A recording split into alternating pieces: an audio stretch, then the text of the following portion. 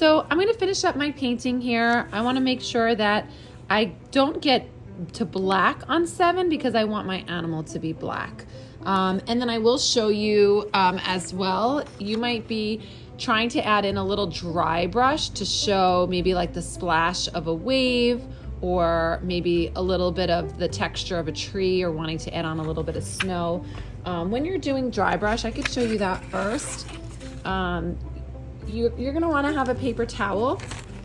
So rip up a paper towel, and then when you use your brush, it works better with more of a hard brush. We can do it with this brush too, and I'll show you how, but it definitely works a little bit better. I have a few of these where the bristles are a little bit harder.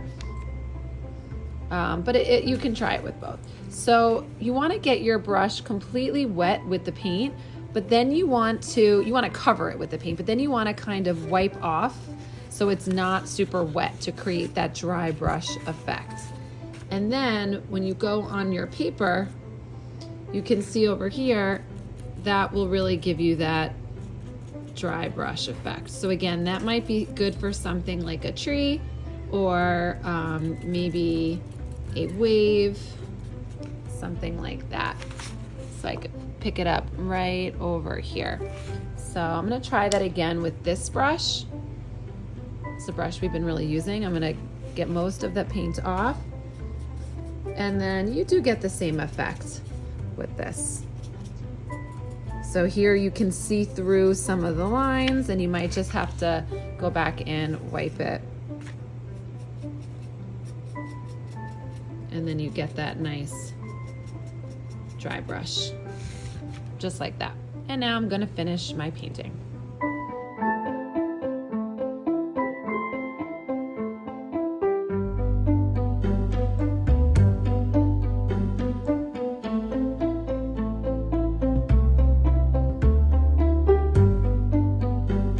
Now, as I'm almost done with my painting, I'm doing touch-ups right now. I'm standing my brush up kind of like on its tippy toes, and I'm just going over some areas that I see maybe the canvas is showing through a little bit too much.